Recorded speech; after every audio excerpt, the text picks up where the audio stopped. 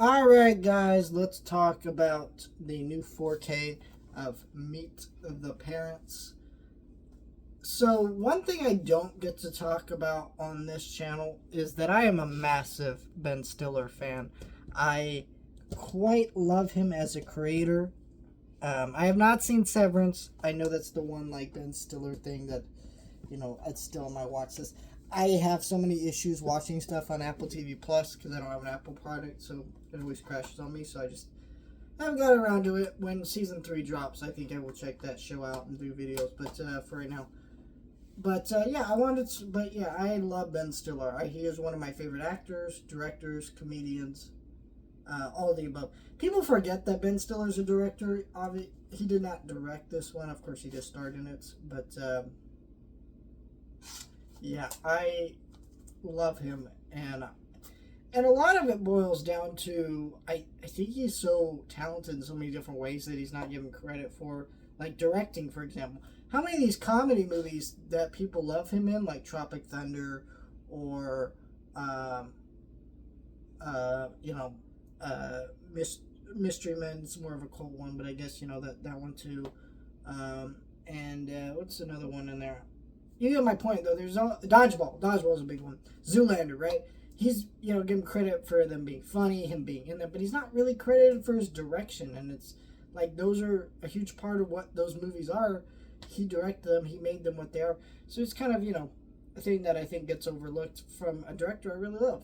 And so I took The Secret Life of Walter Mitty. Me and my friend in high school, we made a short film. It's up on one of my channels. I don't recommend you watch it. It's pretty bad.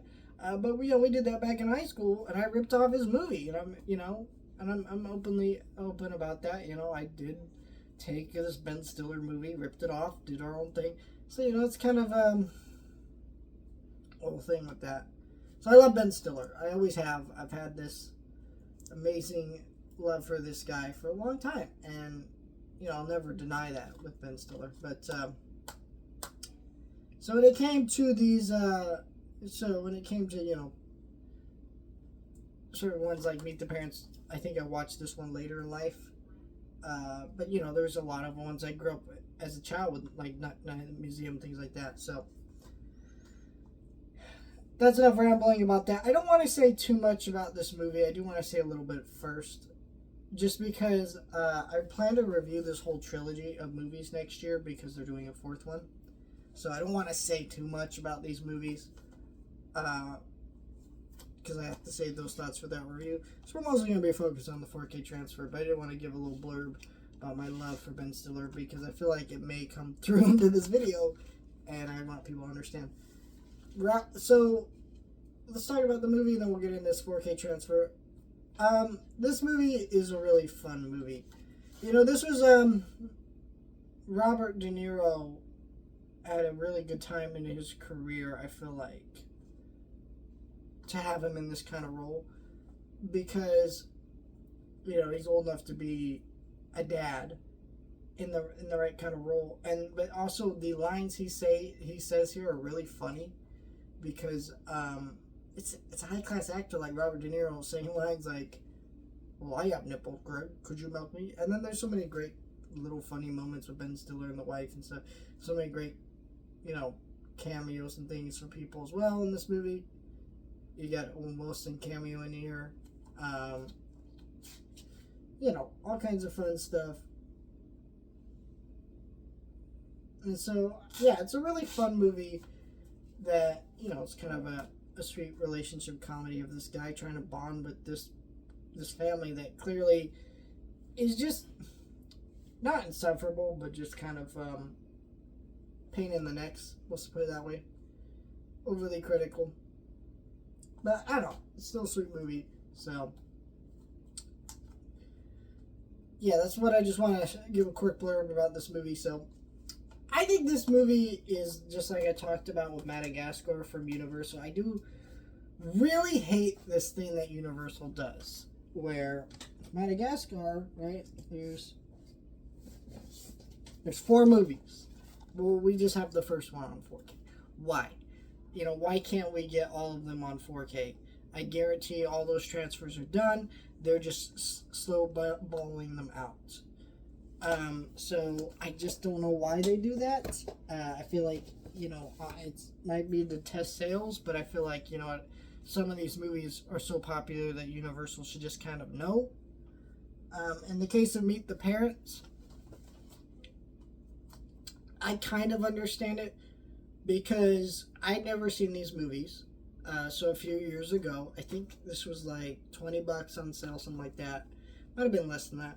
$15 somewhere in there.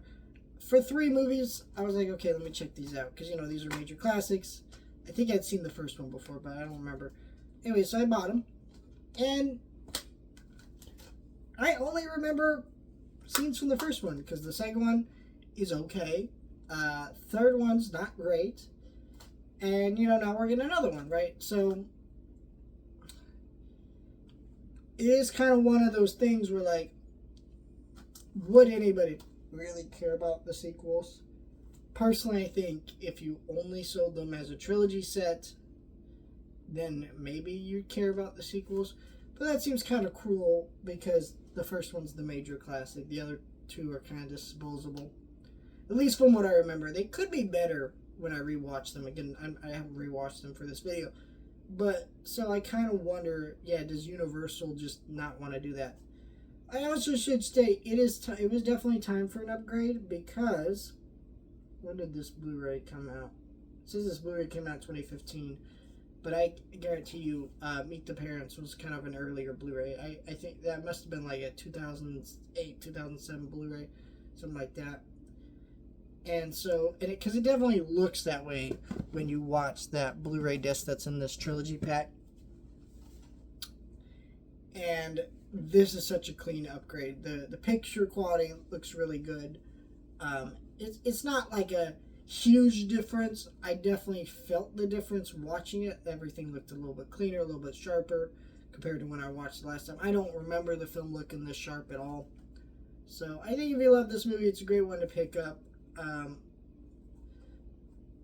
I think if you really love this franchise, though, and you don't care about upgrading to 4K, for the same price, just go buy the trilogy set.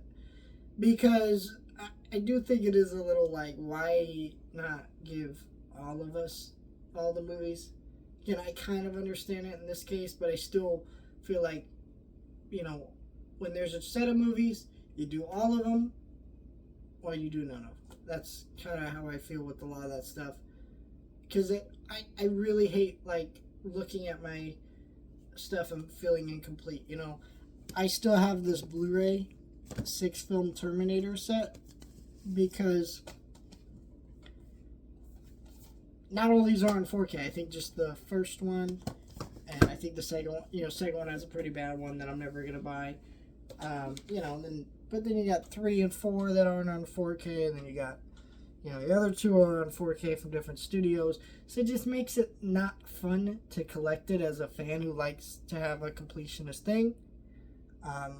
I feel like it's worse, though, in the case of this because they're all owned by the same studio, where the Terminator movies are not. So it makes it a whole different thing. I don't know. I just don't like it when I have incomplete sets. And I think a lot of collectors feel like me. Let me know if you're like that with this franchise. I don't know if a lot of people are, but I just thought I would address it in this review. Let me know your thoughts, section, subscribe.